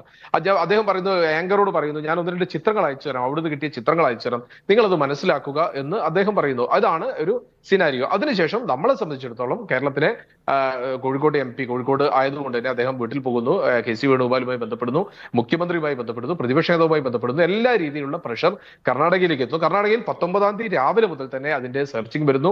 നേവി പറയുന്നു വെള്ളത്തിലില്ല എന്ന്, കടലിൽ ഗംഗാവലിയിൽ ഇല്ല എന്ന് പറയുന്നു. പിന്നെ GPS സംവിധാനവും ടെക്നോളജി ഉപയോഗിച്ചുകൊണ്ട് ആ തെരച്ചിൽ വൈകുന്നേരത്തോട് തുടരുന്നു. ഇന്ന് വൈകുന്നേരം വരെ അവിടെ തുടരുന്നു. അവിടുത്തെ റവന്യൂ വകുപ്പ് മന്ത്രി വരുന്നു, അവിടെയുള്ള മുഖ്യമന്ത്രി ഇന്ന് സ്ഥലത്ത് വരുന്നു. കോഴിക്കോട് MP രാഘവേട്ടൻ ഇന്നലെ രാത്രി 12 മണിക്ക് പോകുന്നു, ഇന്ന് രാവിലെ എത്തുന്നു. നമ്മളൊക്കെ കണ്ടു. ഇപ്പോൾ ഞാൻ അദ്ദേഹത്തോട് ഒരു 5 മിനിറ്റ് മുമ്പ് സംസാരിച്ചിട്ടുള്ള അദ്ദേഹം പറഞ്ഞു 90% മണ്ണ് നീക്കി എന്നുള്ള ഒരു മറുപടിയാണ് കിട്ടുന്നത്. ബാക്കി കിട്ടുന്ന സമയം വരെ അത് തരയും. പിന്നെ 16-ാം തീയതിയാണ് ഇത് സംഭവിച്ചത്. 16-ാം തീയതി സംഭവിച്ച ഉടനെ തന്നെ അവിടെ സെർച്ചിങ് നടക്കുകയും അവിടെ ലക്ഷ്മണൻ എന്ന് പറയുന്ന ഒരു ഹോട്ടൽ ഉടമസ്ഥൻ, അദ്ദേഹത്തിന്റെ ഭാര്യ, കുട്ടി തുടങ്ങിയ ആളുകളുടെ ബോഡി കണ്ടെത്തിയിട്ടുണ്ട്. 3 പേരെ കൂടിയാണ് റെക്കോർഡിക്കലി കിട്ടാനുള്ളത്. 7 പേരെ കിട്ടി എന്ന രീതിയിലുള്ള വാർത്തകളാണ് വരുന്നത്. അപ്പോൾ ഒരു അമാന്തമുണ്ട്, അല്ലെങ്കിൽ ഇതിനൊരു സാഹചര്യമുണ്ട് എന്ന് ഇവിടെ വെച്ച് പറയാൻ ഒരുപക്ഷെ എളുപ്പമായിരിക്കും. പക്ഷെ അവിടെയുള്ള സാഹചര്യം നമ്മളൊക്കെ കണ്ടുകൊണ്ടിരിക്കുന്ന ഒരു സാഹചര്യം, ഏത് സമയവും മല മൊത്തമായി നീങ്ങി വരുന്ന ഒരു സാഹചര്യം, സ്വാഭാവികമായിട്ടും ഈ റോഡ് നിർമ്മാണത്തിലെ അപാകത നമ്മൾ ഇപ്പൊ തന്നെ പഠിച്ചു. ഇപ്പൊ കോഴിക്കോട് തന്നെ പന്തീരാങ്കാവിലും പയ്യോളിയിലും തിക്കോടിയിലുമൊക്കെ നാഷണൽ ഹൈവേയിൽ നിന്ന് ഇടിഞ്ഞു വരുന്ന മണ്ണിന്റെ ഒരു അവസ്ഥ നമ്മൾ പഠിച്ചു. റോഡ് ഗതാഗതം എത്രയോ ദിവസമായി താറുമാറാണ്. ഒരു തരത്തിലുള്ള ശാസ്ത്രീയമായ പഠനം നടത്തിയിട്ടല്ല റോഡ് ഉണ്ടാക്കുന്നത് എന്ന് നമ്മുടെ കണ്ണുകൊണ്ട് നമ്മൾ കണ്ടു. അതിനേക്കാൾ ഭീകരമാണ് കർണാടകയിൽ ഉണ്ടായത്. ആ കൊങ്കൺ നമ്മൾക്കറിയാം, എന്ന് കൊങ്കണിന്റെ മറ്റൊരു സൈഡാണല്ലോ ഇത്. കൊങ്കൺ തന്നെ, കാരണം 5 സംസ്ഥാനങ്ങളെ ബന്ധിപ്പിക്കുന്ന ഈ നാഷണൽ ഹൈവേ മല ഇടിച്ചുകൊണ്ടാണ് പോകുന്നത്. ഈ റോഡ് തന്നെ ഒരു റോഡായിരുന്നു, ഡബിൾ ലൈൻ ആക്കാൻ വേണ്ടി ചെയ്തത് നേരെ മല വെട്ടിയെടുത്തതാണ്. അവിടെ ആവശ്യമായ ഒരു വാൾ നിർമ്മിക്കുന്നില്ല. പല സ്ഥലത്തും നമ്മളൊക്കെ സ്ഥിരമായി യാത്ര ചെയ്ത സ്ഥലങ്ങളാണല്ലോ, അവിടെയൊക്കെ ചില കമ്പി വേലി കൊണ്ട് കെട്ടിയതുപോലെ ചില നെറ്റ് ഇട്ട് കെട്ടിയതാണ്. ആ നെറ്റിനൊക്കെ എത്രത്തോളം ഉറപ്പുണ്ട് നമുക്കറിയാം. അശാസ്ത്രീയത റോഡ് നിർമ്മാണത്തിൽ ഉണ്ടായിട്ടുണ്ട്. ആ അശാസ്ത്രീയതയുടെ ബാക്കി വശമാണ് നമ്മളിപ്പോൾ അനുഭവിച്ചു കൊണ്ടിരിക്കുന്നത്.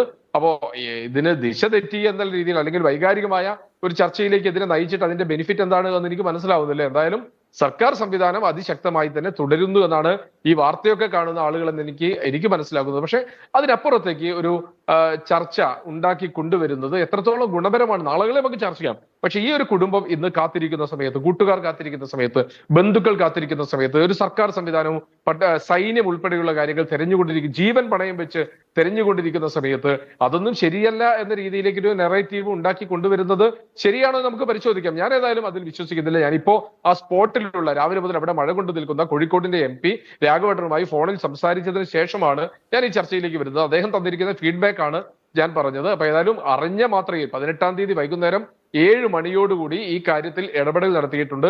അത് നേരിട്ട് ഇപ്പൊ മഞ്ചേശ്വരം MLA കോഴിക്കോട് MP-യുമാണ് 2 ജനപ്രതിനിധികൾ അവിടെ എത്തിയിട്ടുള്ളത്.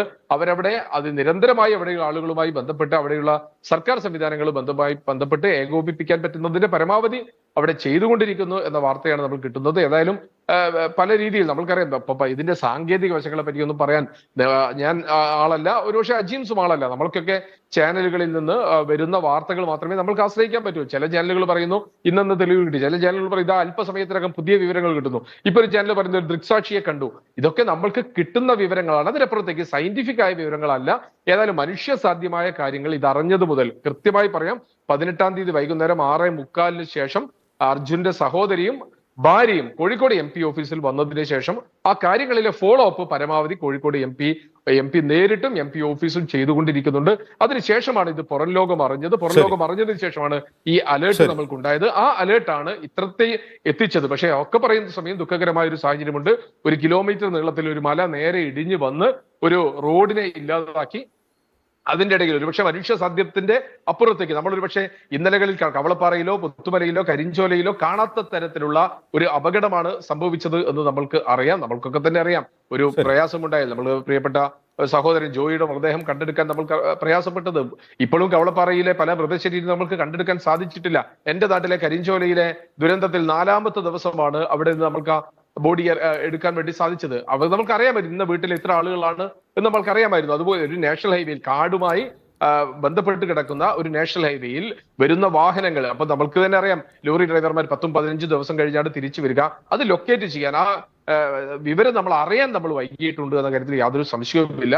ഏതായാലും വീഴ്ചകൾ ഉണ്ട് എങ്കിൽ നമ്മൾ നാളുകളിലെ കാര്യങ്ങൾക്ക് വേണ്ടി അത് പഠിക്കണം. ഏതായാലും ശുഭാപ്തി വിശ്വാസത്തോടു കൂടി നമ്മൾക്ക് കാത്തിരിക്കാം. അതിനപ്പുറത്തേക്ക് ഒരു തരിമ്പ് രാഷ്ട്രീയം പറയാനോ അതിന് രാഷ്ട്രീയമായി മുതലെടുക്കാനോ പ്രതിരോധിക്കാനോ ആക്ഷേപിക്കാനോ അപഹസിക്കാനോ അപമാനിക്കാനോ ഞാനില്ല എന്ന് വളരെ വ്യക്തമായി പറയുന്ന ഈ ചർച്ചയിൽ അതിന് തയ്യാറുമല്ല. നമുക്ക് നാളെ അർജുൻ തിരിച്ചു വരും എന്ന് നമുക്ക് കാത്തിരിക്കാം. അതിനുശേഷം സാങ്കേതിക വിദഗ്ധർ പറയുന്ന അത് കാര്യങ്ങളെ നമുക്ക് കൂടുതൽ വിശ്വസിക്കാം എന്ന് മാത്രമാണ് അതുമായി ബന്ധപ്പെട്ട് പറയാനുള്ളത്.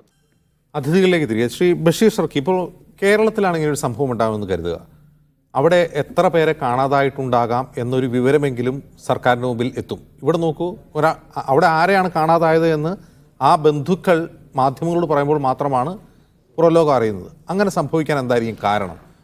അവിടെ നാട്ടുകാർ, ഈ ദൃക്സാക്ഷികൾ പോലും ഉണ്ട് ആ സംഭവത്തിന്, അവിടെ നാട്ടുകാരുണ്ടാകും.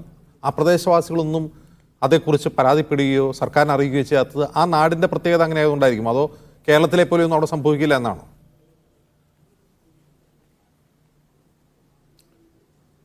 നോക്കൂ, ഈ മംഗലാപുരത്ത് നിന്ന് ബാംഗ്ലൂരിലേക്കുള്ള ഈ പാത തീർത്തും ജനവാസമില്ലാത്ത പ്രദേശമാണ്. ഇതിനു മുമ്പും ഈ മലമ്പാതകളിൽ ഇതുപോലെയുള്ള ചെറിയ ചെറിയ അപകടങ്ങൾ ഉണ്ടായിട്ടുണ്ട്. പക്ഷേ തീർത്തും ജനവാസമില്ലാത്ത ഈ പ്രദേശത്ത് ഇത്രയും 1 കിലോമീറ്ററോളം ദൂരത്തിൽ മണ്ണ് ഇടിഞ്ഞു വന്ന ഒരു വലിയ ദുരന്തം കർണാടകയുടെ ചരിത്രത്തിൽ ആദ്യം തന്നെയാണ് എന്ന് നമുക്ക് പറയാൻ കഴിയും. ഇതിന്റെ തുടക്കത്തിൽ നേരത്തെ സൂചിപ്പിച്ചതുപോലെ ചെറിയ ചെറിയ അമാന്തം സംഭവിച്ചിട്ടുണ്ട് എന്നത് ശരിയാണെങ്കിലും ഇപ്പോ ഭരണകൂടം വളരെ ശക്തമായി ഇടപെടുകയും വളരെ ശക്തമായ രീതിയിൽ തന്നെ സംവിധാനങ്ങൾ ഒരുക്കുകയും ചെയ്തിട്ടുണ്ട്. ഞാൻ ഒന്നുകൂടി സൂചിപ്പിക്കുന്നത്, ഇന്ന് കിട്ടുന്ന വാർത്ത 9 മണ്ണുമാന്തി യന്ത്രങ്ങൾ മാത്രമേ അവിടെ പ്രവർത്തിക്കുന്നുള്ളൂ എന്ന ഒരു വാർത്തയാണ് കിട്ടുന്നത്. ഞാൻ പറയുന്നത് കുറച്ചുകൂടി ആധുനികമായ സംവിധാനങ്ങൾ കൊണ്ടുവന്നുകൊണ്ട് ഈ വിഷയത്തിൽ ഇടപെടുകയാണ് ചെയ്യേണ്ടത് എന്നാണ് സൂചിപ്പിക്കാനുള്ളത്. മാത്രമല്ല നേരത്തെ സൂചിപ്പിച്ചതുപോലെ കുറച്ചുകൂടി ആധുനിക സംവിധാനങ്ങൾ മുമ്പും പറയുന്നുണ്ടായിരുന്നു. എന്ത് തരം, ഇനി എന്താണ് നമുക്ക് ലഭ്യമായിട്ടുള്ള ഇനിയും കൊണ്ടുവരേണ്ട ആധുനിക സംവിധാനങ്ങൾ? അതുപോലെ തന്നെ റഡാറുകൾ കൊണ്ടുവരണം. നേരത്തെ സൂചിപ്പിച്ചതുപോലെ മരത്തടി കയറ്റി കൊണ്ടുവരുന്ന വളരെ ഭാരമുള്ള ഒരു ലോറി കിടക്കുന്ന പ്രദേശം ചൂണ്ടിക്കാണിച്ചു കൊടുത്തിട്ട് അവിടെ മുഴുവനും മണ്ണ് മാറ്റാൻ പോലും ഇതുവരെ ശ്രമിച്ചിട്ടില്ല എന്ന റിപ്പോർട്ട് നമുക്ക് കിട്ടിക്കൊണ്ടിരിക്കുകയാണ്.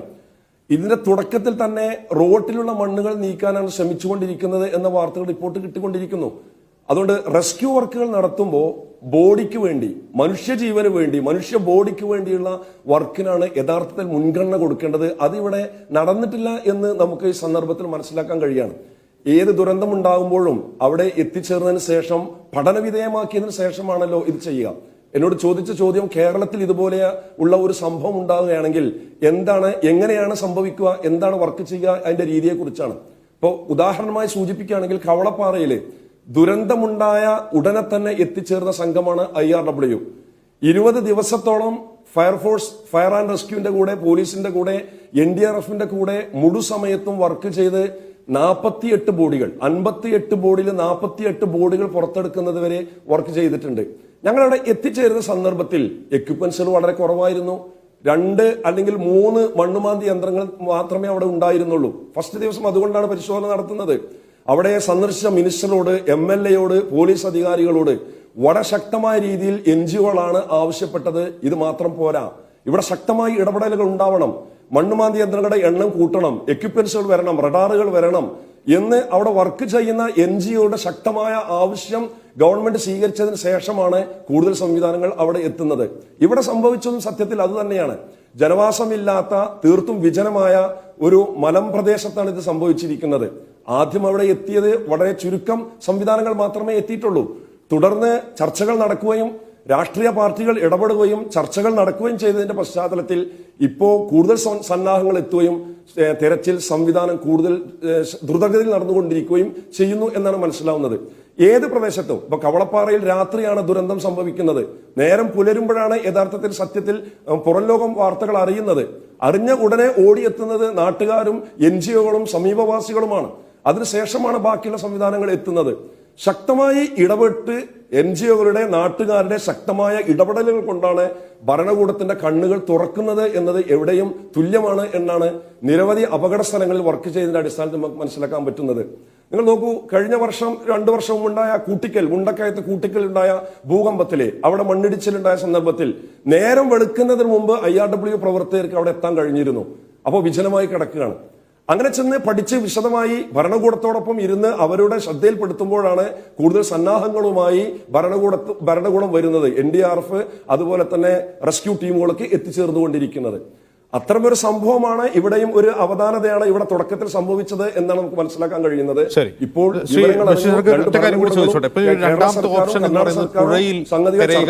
വളരെ സജീവമായി ദ്രുതഗതിയിൽ സൂചിപ്പിച്ച ആധുനിക സംവിധാനങ്ങൾ ഉപയോഗിച്ച് പുഴയിൽ തെരച്ചിൽ എത്രമാത്രം പ്രായോഗികമാണ്, വിജയകരമായി സന്ദർഭത്തിലും മനുഷ്യർ മണ്ണിൽ അടിയിൽ കിടക്കുന്ന ഈ സന്ദർഭത്തിലും പരസ്പരം പഴിചാരുന്നതിന് പകരം ചർച്ച ചെയ്ത് കൂട്ടായ്മയിലൂടെ അത്യാധുനിക സംവിധാനങ്ങൾ കൊണ്ടുവന്നുകൊണ്ട് തിരച്ചിൽ തുടരുവാനാണ് നാം ശ്രമിക്കേണ്ടത് എന്താണ് സൂചിപ്പിക്കാനുള്ളത്. ബഷീർ സാർക്ക് ഈ രണ്ടാമത്തെ ഓപ്ഷൻ എന്ന് പറഞ്ഞാൽ പുഴയിൽ തിരയുക എന്നുള്ളതാണ്. താങ്കൾ തന്നെ സൂചിപ്പിച്ച അത്യാധുനിക സംവിധാനങ്ങൾ ഉപയോഗിച്ച് പുഴയിലെ തെരച്ചിൽ എത്രമാത്രം പ്രായോഗികമായിരിക്കും, വിജയകരമായിരിക്കും? ആദ്യം ചെയ്യേണ്ടത് നീക്കാനുള്ള മണ്ണ്. തത്സമയം റിപ്പോർട്ടർ അവിടുന്ന് സൂചിപ്പിച്ചല്ലോ, കുറച്ചുകൂടി മണ്ണ് നീക്കം ചെയ്യാനുണ്ട് എന്ന് സൂചിപ്പിച്ചിട്ടുണ്ടല്ലോ. ആ മണ്ണ് നീക്കം ചെയ്യുമ്പോൾ അവിടെ തന്നെ മിക്കവാറും ഈ ലോറി ഉണ്ടാവാനാണ് സാധ്യത. കാരണം ഇത്രയും ഭാരം കയറ്റി വരുന്ന ഒരു ലോറി ഒരിക്കലും അങ്ങോട്ട് ഒലിച്ചു പോകാൻ സാധ്യതയില്ല എന്നാണ് നമുക്ക് മനസ്സിലാക്കാൻ കഴിയുന്നത്. അതുകൊണ്ട് ആദ്യം മണ്ണ് നീക്കം ചെയ്തതിന് ശേഷമാണ് പുഴയിലേക്ക് തിരച്ചിൽ കൊണ്ടുപോകേണ്ടത് എന്നാണ് അവിടെ നിന്നുള്ള റിപ്പോർട്ടുകളിൽ നമുക്ക് തീർച്ചയായിട്ടും മനസ്സിലാക്കാൻ കഴിയുന്നത്. കവളപ്പാറയിലും അതുപോലെ പെട്ടിമുടിയിലും മുണ്ടക്കയത്തുമൊക്കെ നമ്മൾ ബോഡി തിരയുന്ന സന്ദർഭത്തിലുള്ള അനുഭവത്തിൽ നിന്നാണ് ഈ പറയുന്നത്. ആദ്യം മണ്ണ്, ആ റോഡിനടുത്ത് തന്നെയുള്ള മണ്ണ് നീക്കം ചെയ്തതിന് ശേഷമാണ് പുഴയിലേക്ക് തിരച്ചിൽ പോകേണ്ടത്. ആദ്യം നീക്കാനുള്ള മണ്ണുകൾ തന്നെ നീക്കം ചെയ്യാനുള്ള ശ്രമമാണ് നടത്തേണ്ടത് എന്നാണ് സൂചിപ്പിക്കുന്നത്. ശരി, ശ്രീ വസീഫ്, ഇപ്പോൾ പല തരത്തിൽ മനുഷ്യർ നിസ്സഹായരായി പോകുന്ന ഒരു അവസ്ഥയുണ്ട്. ഇപ്പോൾ കേരളത്തിലാണെങ്കിൽ ഇങ്ങനെ ആകുമോ എന്നുള്ള ചോദ്യത്തിൽ ഈ പ്രദേശത്തൂടെ സഞ്ചരിച്ച ഒരാളെന്ന നിലയ്ക്ക് എനിക്ക് തോന്നിയിട്ടുള്ളത് അവിടെ ഒരു 4-5 കിലോമീറ്റർ പരിധിയിൽ മനുഷ്യവാസമില്ല എന്നാണ് എനിക്ക് തോന്നുന്നത്. അത്രമാത്രം വിജനമായ, മരുഭൂമിക്ക് സമാനമായ മലകളൊക്കെയുള്ള ഒരു സ്ഥലമാണ്.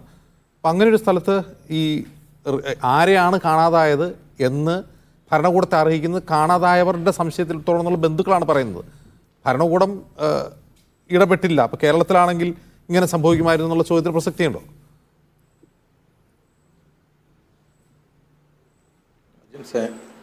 ഈ ചൊവ്വാഴ്ച രാവിലെ ഇത് സംഭവിച്ച് ഇപ്പോൾ പറയുന്നത് നേരത്തെ പിന്നെ നിജേഷ് പറഞ്ഞത് MK രാഘവൻ MP വിളിച്ച് ഏഷ്യാനെറ്റുകാരോട് പറഞ്ഞപ്പോഴാണ് ഇത് പുറം ലോകം അറിഞ്ഞത് എന്നുള്ളതൊക്കെ വാർത്തയാണ്.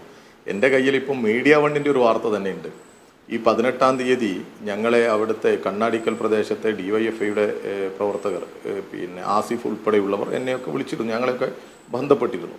അതിൻ്റെയൊക്കെ അടിസ്ഥാനത്തിൽ ഞങ്ങൾ മുഖ്യമന്ത്രിയുടെ ഓഫീസുമായിട്ടും മുഹമ്മദ് റിയാസുമായിട്ടും റഹീം MP-യുമായിട്ടൊക്കെ ബന്ധപ്പെടുകയും ചില മാധ്യമ സുഹൃത്തുക്കളോടൊക്കെ ഇതുമായി ബന്ധപ്പെട്ട് നിങ്ങൾ കൊടുത്ത വാർത്തകൾ, നിങ്ങളുടെ എന്താ ലിഡിയ ഏതൊരു റിപ്പോർട്ടറാണ് അന്ന് വാർത്ത ചെയ്തതെന്ന് എൻ്റെ ഒരു ഓർമ്മ, എൻ്റെ കയ്യിലുണ്ട്, അത് ഞാൻ വേണമെങ്കിൽ അയച്ചുതരാം. നിങ്ങളൊക്കെ വാർത്ത ചെയ്തിട്ടുണ്ട് നേരത്തെ. പക്ഷേ ഇപ്പോൾ എന്തോ ഒന്ന് ഞാൻ അങ്ങനെ ഒരു രാഷ്ട്രീയ ആരോപണത്തിന് പോയിട്ടേ ഇല്ല. ഞാൻ പറഞ്ഞല്ലോ, എനിക്കിതിൻ്റെ ഈ സാങ്കേതിക വശങ്ങളെക്കുറിച്ചൊന്നും ഇപ്പോൾ നേരത്തെ സാറ് സൂചിപ്പിച്ചതുപോലെയൊന്നും നമുക്ക് പറയാൻ അറിയില്ല.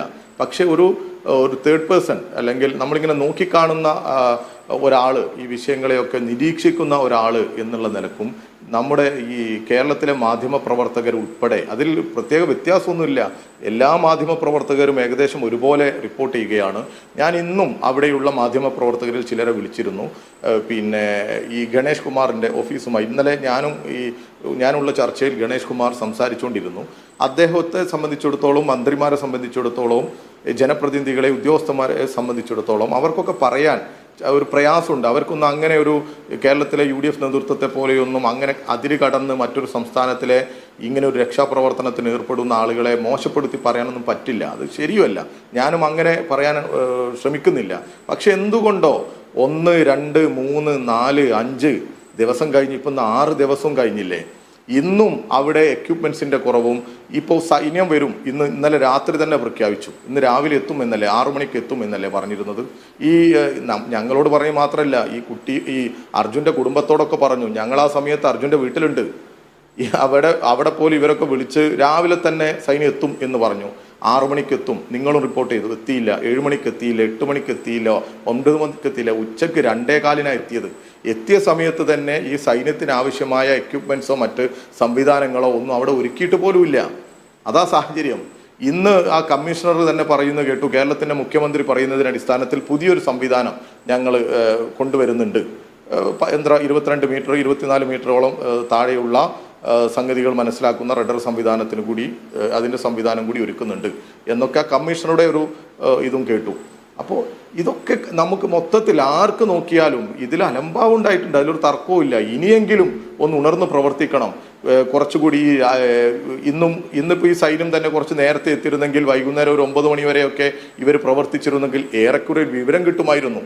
അങ്ങനെയാണ്. ഇപ്പോൾ ചിലപ്പോൾ പലതും സംഭവിക്കാം, നമ്മൾ നിസ്സഹായരായി നോക്കി നിൽക്കാം. പക്ഷേ ഒരു ശ്രമം നടത്തണ്ടേ, ഒരു ശ്രമം നടത്തി എന്നുള്ളൊരു ഫീൽ ഉണ്ടാവണ്ടേ, നമ്മൾ ആത്മാർത്ഥമായി സത്യസന്ധമായി ഈ വിഷയത്തിൽ ഇടപെട്ടു എന്നുള്ളൊരു തോന്നലുണ്ടാകണ്ടേ ഈ കുടുംബത്തിനും നമ്മുടെ നാട്ടിലെ ജനങ്ങൾക്കും.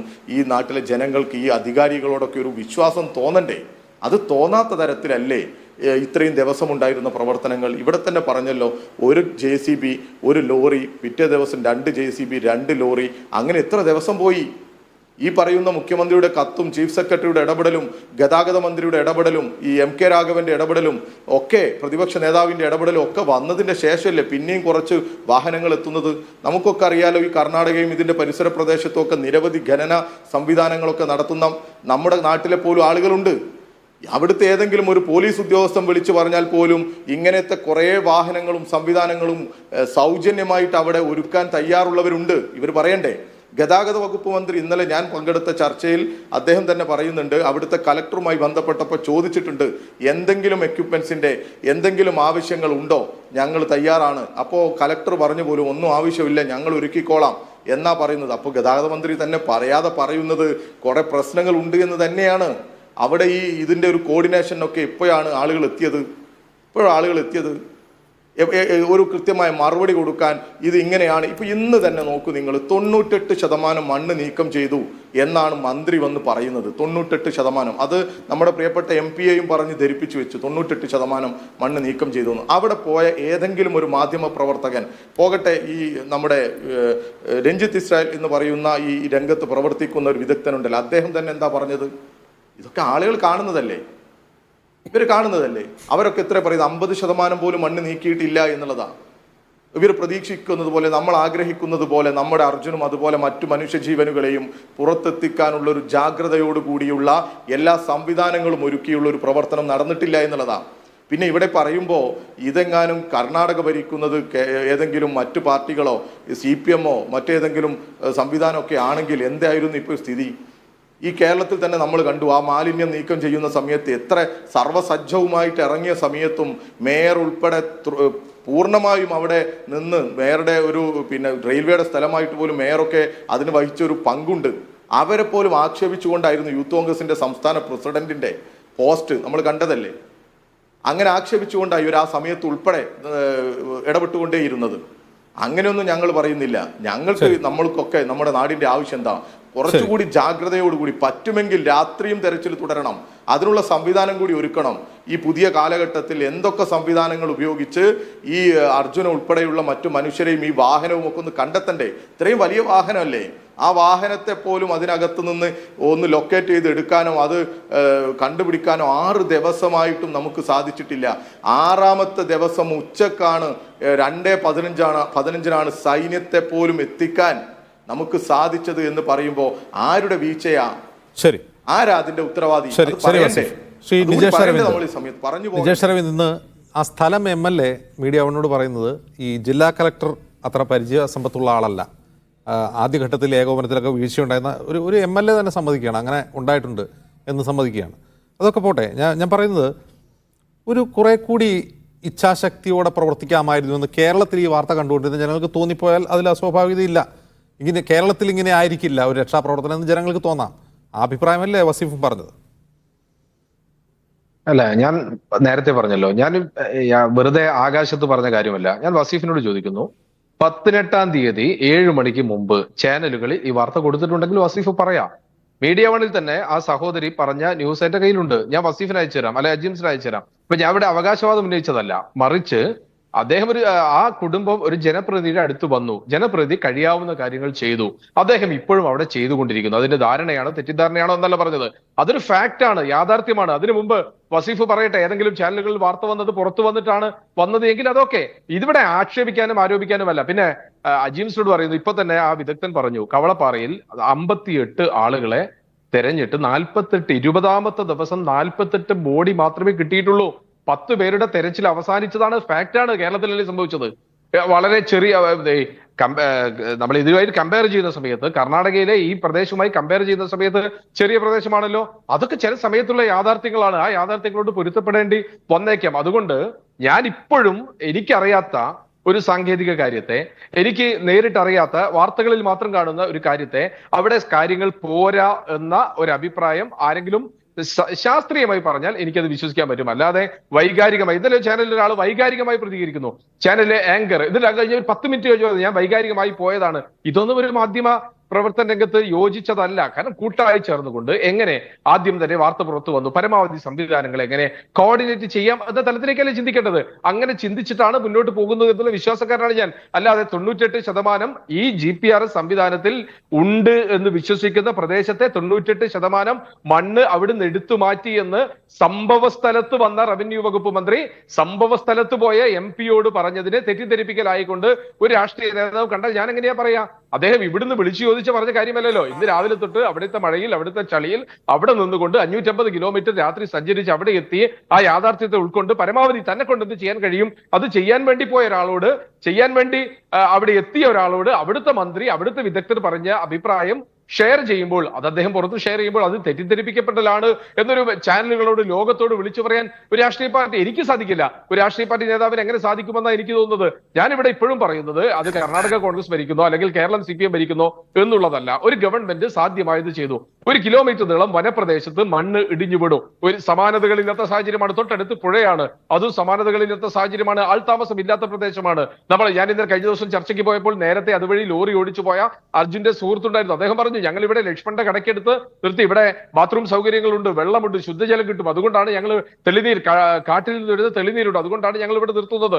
വാഹനങ്ങൾ വല്ലപ്പോഴും ലോറി വാഹനങ്ങൾ മാത്രം നിർത്തുന്ന ഇടമാണ്, അല്ലാതെ നിരന്തരമായി നമ്മുടെ നാഷണൽ ഹൈവേ പോലെ, കേരളത്തിലെ നാഷണൽ ഹൈവേ പോലെ നിരന്തരമായി വാഹനങ്ങൾ പോകുന്ന ഇടമല്ല എന്ന് നമ്മൾക്കൊക്കെ അറിയാം. വലിയ 5 സംസ്ഥാനങ്ങളെ തമ്മിൽ ബന്ധിപ്പിക്കുന്ന ഒരു പ്രദേശത്ത് പലപ്പോഴും യാത്രക്കാരല്ല ഉള്ളത്, മറിച്ച് ചരക്ക് വാഹനങ്ങളാണ് കൂടുതലായി പോകുന്നത്. ഇതൊക്കെ നമ്മൾക്കറിയാം. ഇതെല്ലാം നമ്മൾക്ക് അറിഞ്ഞുകൊണ്ട് 1 കിലോമീറ്റർ നീളത്തിൽ മണ്ണ് ഇടിഞ്ഞ് താഴെ വീണാൽ, നമ്മുടെ മീഡിയ വൺ ഓഫീസ് മുതൽ മെഡിക്കൽ കോളേജ് വരെയുള്ള പ്രദേശത്ത് ഒരു മണ്ണ് ഇടിഞ്ഞ് താഴെ വീണ് കഴിഞ്ഞാൽ, വലിയ കൂമ്പാരമായി മല ഇടിഞ്ഞു കഴിഞ്ഞാൽ എത്രത്തോളം പ്രയാസപ്പെടുമെന്ന് നമുക്കറിയാമോ.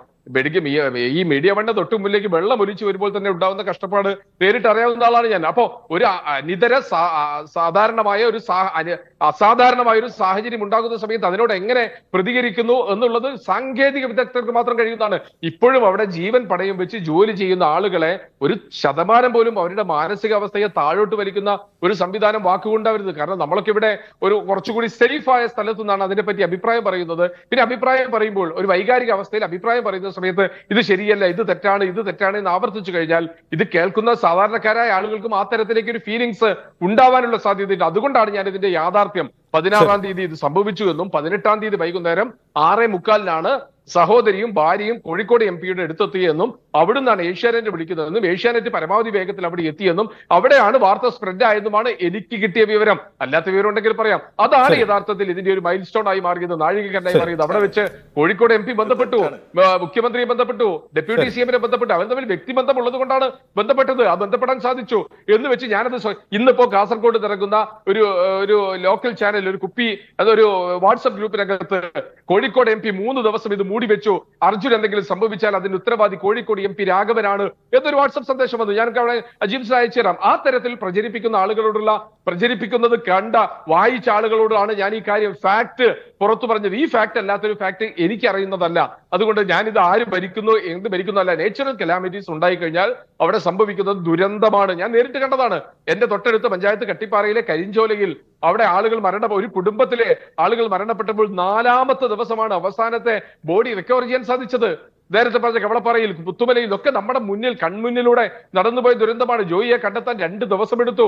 കൺമുന്നിലൂടെ നടന്ന ദുരന്തമാണ്. അത് ഇന്നയാൾ ഭരിക്കുന്നു, ഇന്ന കോർപ്പറേഷനാണ്, ഇന്ന റെയിൽവേ ആണ് എന്നല്ല, ദുരന്തമാണ്. ദുരന്തമുഖത്ത് കൈകോർത്ത് പിടിക്കേണ്ട ആളുകളാണ് നമ്മൾ. ആക്ഷേപങ്ങളും അഭിപ്രായങ്ങളും ഒക്കെ പിന്നീട് നമ്മൾക്ക് ഉന്നയിക്കാം. ഇവിടെ നമ്മൾക്ക് ഒരുമിച്ച് കൈകോർത്ത് പിടിക്കേണ്ടതാണ്. അവിടെ കുറവുണ്ട് എങ്കിൽ സൂചിപ്പിക്കാനുള്ള അധികാരം, സൂചിപ്പിക്കാനുള്ള അവസ്ഥ കേരളത്തിനുണ്ട്, കേരള ഗവൺമെന്റിനുണ്ട്. അവർക്ക് നേരിട്ട് സംസാരിക്കാനുള്ള സംവിധാനങ്ങളുണ്ട്. അതിന് മുകളിലേക്ക് വേണമെങ്കിൽ കേന്ദ്രത്തെ ഇടപെടിക്കാൻ. നമ്മളിപ്പോ സൈന്യം വന്നല്ലോ, നേവി വന്നല്ലോ, അതിനെ ഇടപെടിക്കാതെ റെസ്ക്യൂ ഘട്ടത്തിൽ അതല്ലേ നമ്മൾ ചെയ്യേണ്ടത്. ശരി, വസീഫ് കൈ ഉയർത്തിയോണ്ട് എന്താണ്, നമുക്ക് സമയം അവസാനിക്കാറായി. വസീഫ്.